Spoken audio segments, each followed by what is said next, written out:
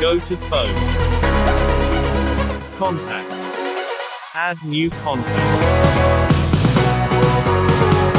Enter your mobile number.